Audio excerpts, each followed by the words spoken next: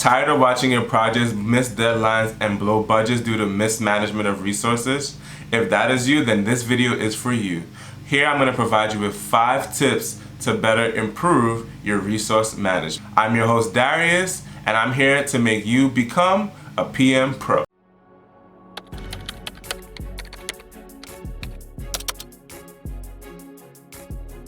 Whether you're a business owner seeking to improve processes within your organization, improve the way your team manages projects, or an aspiring or expert project manager, then this video is for you. We will continue to provide tips and tricks and overall education for all things project management. So please subscribe to the channel if you would like to learn more, like the video if you like the content, and share with your team or anyone you think this video might be helpful to. In our previous video, we actually discussed frequently missed deadlines, and you can find that somewhere up here. In this video, we're actually going to move forward into adjusting how to better manage your resources. We did another video prior to just discussing 3 signs to show you that your business might need a PM, and one of those signs is actually frequently missed deadlines. Another one is resource allocation. So in this video, we're going to cover the solutions to that and how we can move forward in addressing, which is why I prepared to you 5 tips, and I said that right. 5 tips to help you improve your resource management within your organization. So let's move forward with tip number 1. Conduct thorough resource assessments. So a lot of people might think, hey, I've already done this. I may have done this in the hiring process. I may have done this in the bid where I spoke to the vendor or the outside resource that I want to implement on the project, and I got a sense of what they're looking for and how they can best work. The reality is that sometimes each project differs, so you want to make sure that you're assessing your resources skill gap. And by doing that, you can ensure exactly where they might need to learn a little bit more in, or the best resource to allocate for that task or project. You want to ensure that if there's any gaps within that space, you can help fill it. An example of this would be having a developer, right? And that developer is really good at developing websites in Drupal, but they're not as strong as in WordPress. You may want to give them a little quick tutorial or training as to how to maneuver through, and then also be very mindful that you might have to support them throughout that training or throughout that task or throughout the project, and just ensuring that they're capable of doing whatever task that needs to be done. So ensure that the skills that are there are with the team that you're putting in for the project. Some team members might be better at one thing than another, just making sure that you get a great understanding of what their strengths and weaknesses are. Another thing that you need to do is evaluate your resources workload. Now you can do this with your internal team quite easily. You can meet with them, you can use project management tools, you can do anything that you have in your disposal to identify what they're currently working on and if they actually have the bandwidth to work on the project that you're asking them to be a part of. Similarly for your vendors, you can ask them questions like, hey, what are some projects you might be working on right now? Are there any projects that might interfere with you working on this project? Or, hey, what is the timeline that you can kind of get this done? Because here's where we're at, and we need to know that you have the bandwidth to accomplish whatever task we're asking them to do within the allotted time frame we need them to do it.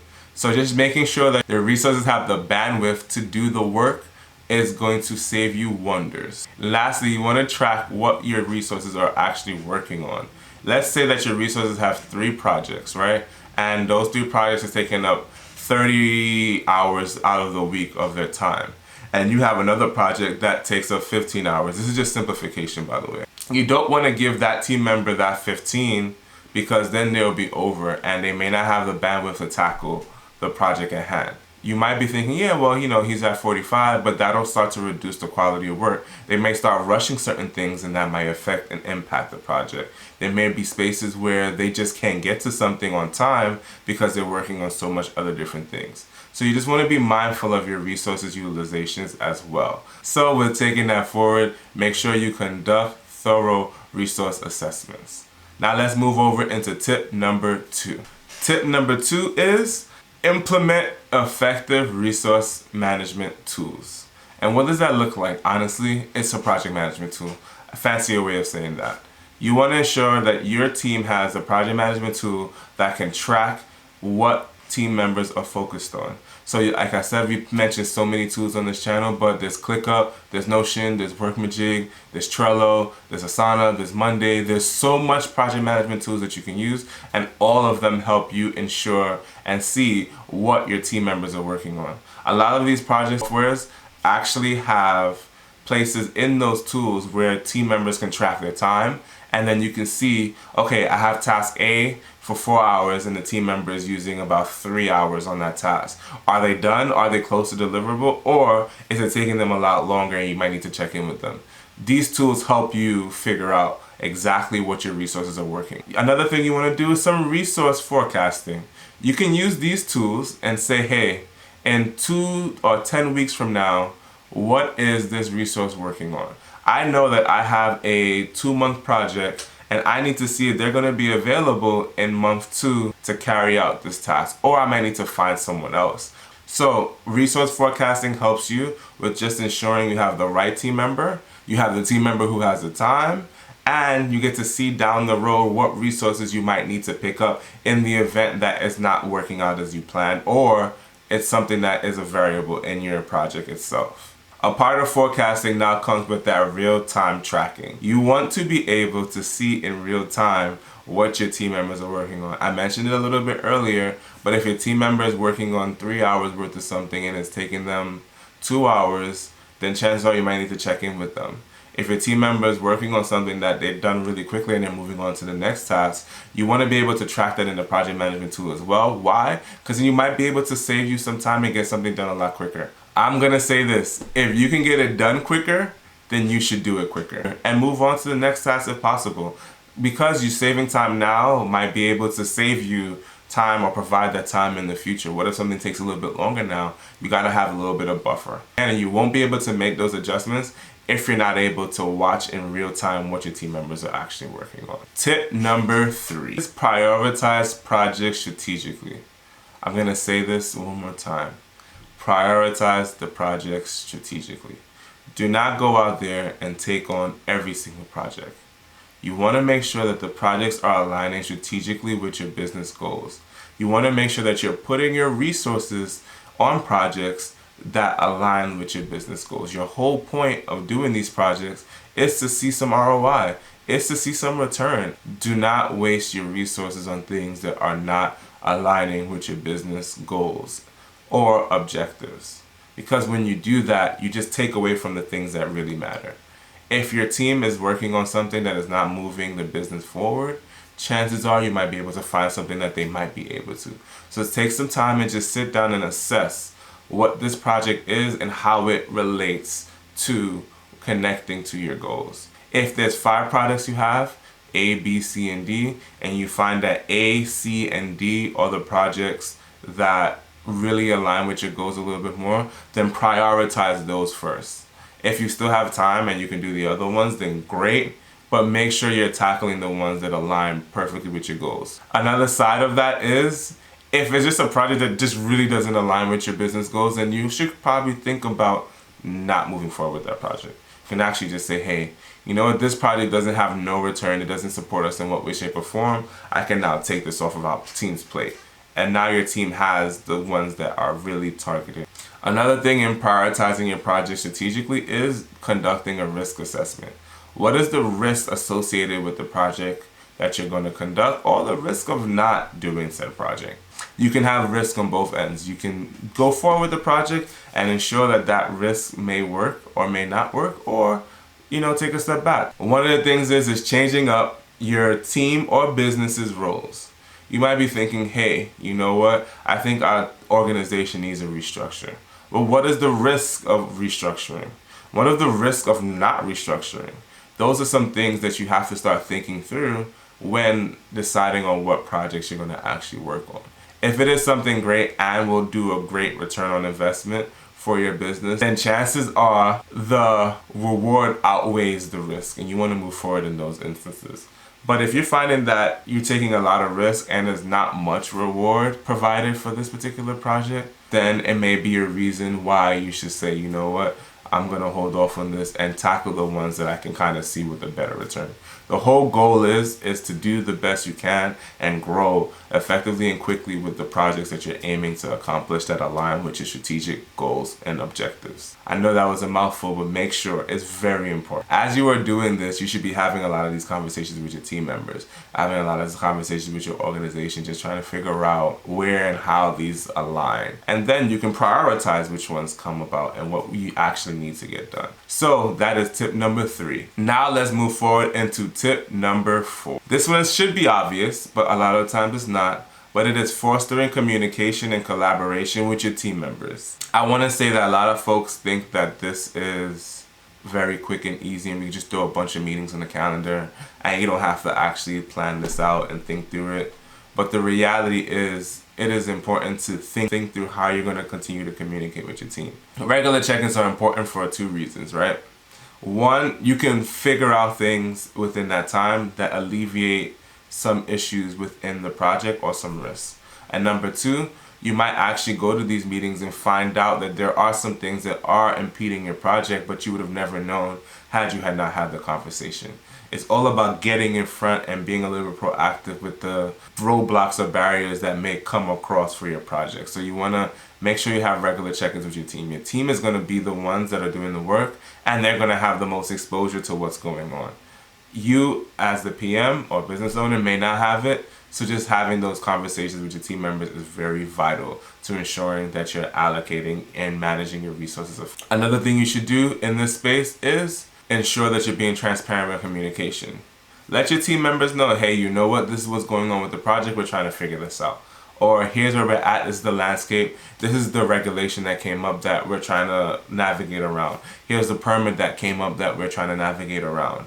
Here is the audit or the compliance that we need to navigate around. You can have these conversations with your team because, again, they're going to help you solve these problems. They're very much the SME on your project. Having those conversations with them will allow you to better figure out how to navigate those roadblocks, which is why transparent conversations is important. While having those transparent conversations, include your team on the decision-making process. They are the ones that are working on the project and are moving things forward, and they are the SMEs for the project. Chances are you can get so much more done helping and working with your team members through those decision-making processes. If there's something that comes up that y'all all need to come and collaborate in, just have a meeting and say, you know what, let's sit down, let's brainstorm, let's figure it out, and then let's move forward with the plan. Your team is going to be your greatest resource, and this is why you have to utilize them to their fullest. Ask them, have conversations, talk to them about a decision. What if you decided one thing was the right way to go, but then your team is like, no, we can't do it that way because X, Y, and Z. You wouldn't figure that out if you didn't include them in the decision-making process. You want to continue to ensure that they are a part of all the conversations so that y'all can move forward effectively in communication. So while you are improving how you manage your resources, ensure that you are communicating effectively with your team and also your vendors. Your vendors are just as important. Why? Because you want to make sure that they're moving things forward and they're not having any impedances on their end.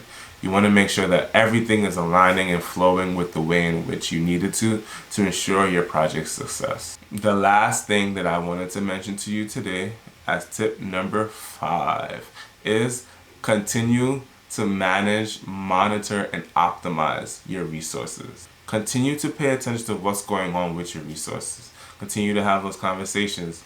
Continue to track what's going on. Continue to be involved with what is going on with your resources.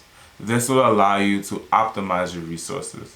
If you're saying, hey, we are going to need to do this at this point, and you realize that your resources that you have in place may not have the skill set, you can train them right then and there. But also, let's say you're like, hey, I know that I want to do a logo design for a client, and I have 3 designers. I'm going to put 3 designers on this logo job, and I'm going to have them figure it out, and then we're going to provide the client with 3 different logos. Did you need all 3 of your designers on that project? Is that the best management of your resources? Or did you optimize it effectively to say, you know what, I think that one designer can produce 3 different logos. What is that designer's weaknesses and what is that designer's strength? does those weaknesses and strengths align with the strategic goal of this logo for the client? Chances are, if you have a resource that is really good at strategy and understanding where the client wants to go and what that client wants to kind of produce, then you can have that resource work on the logo, and then that logo will more align with the client. If you do a little bit of thinking, some prioritization and optimization of your resources and identifying a lot of what we mentioned above, which is how to use your resource, then you can identify exactly who would be the best fit for this job and how to move them forward effectively so that you don't need 3 designers but instead use 1. Another thing is provide performance metrics. This could be how much hours are on a task. This should be the quality of work delivered. This can be any KPI that you can track how that particular resource is performing on the job. Are they getting things done on time? Are they getting things done within the allotted time frame or within the allotted budget? You want to set up KPIs, because if you don't have those KPIs in place, you're not going to see what the performance is like for your resources. Manage your resources by first checking their performance metrics. Another thing is regular reviews. Quality check your work. Always make sure that anything that you're doing comes with the quality in which you were looking to produce in the first place. I want to build a hammer, but I'm not going to build it out of plastic. I may want to use rubber. I definitely want to use steel. You want to make sure that the quality of what it is you're building aligns with the strategic goals of your project. You can do this in the form of internal reviews. You can do this in the form of having them send you over the work and then taking a quick look at it before they move forward. Anyhow you decide to do it, it's totally up to you, but make sure that you're reviewing their work on a regular basis. And then last, for continuous monitoring and optimization, is utilizing the Agile framework. It's a reason why the Agile was created. It has allowed projects to fluidly manage any type of impedances or barriers that may come up within the project. Let's say you're working on a software and you have your Kanban board set up and you have your backlog and all the things are working, and you have 3 developers on that job, and the 3 developers all have tasks that are assigned to them effectively, meaning that they are capable of doing those tasks. And something happens with developer A and you need to replace developer A. You can still have developer B and C continue to move forward while you find developer A, and then maybe even reallocate some of the tasks in the backlog to B and C based on who's the strongest, or find a developer named D and have A now be replaced by D because of what's going on. That allows you to be a little bit more fluid in adjusting to some of the changes. If you're like this, resources are being a little bit more weak, you can might be pair them with someone who's a little bit stronger and can help them through those works as well, or through those projects or tasks. It's all about just finding the best way to help your resources move forward. So there you have it. Those are 5 tips to how to improve mismanagement of resources within your projects and organization. Tip number 1 was conduct thorough resource allocation. Tip number 2, implement effective resource planning tools. Tip number 3, prioritize projects strategically. Tip number 4, foster strong communication and collaboration. And tip number 5, continuous monitoring and optimization. So here are the 5 tips. These tips will help you and your organization and your PMs manage their resources more effectively. So take these tips, move forward, implement them in your projects and in your practices and in your processes. Ensure that your team members and your PMs have what it takes to move forward in better management of resources so that you can save on that budget. No one wants to come and see that their project has been managed incorrectly and now there's no return.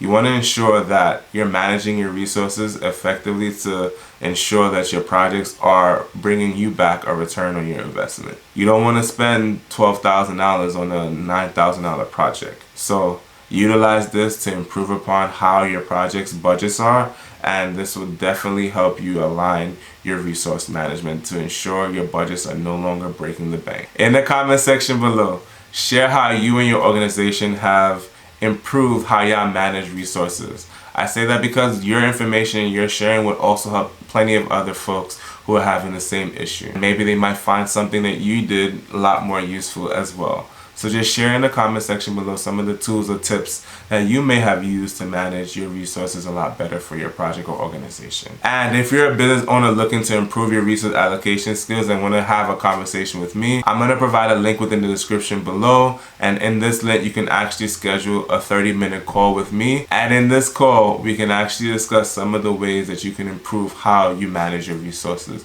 With that said, let's take this information, move forward, and become the PM pros I know we can be, and improve our resource management skills.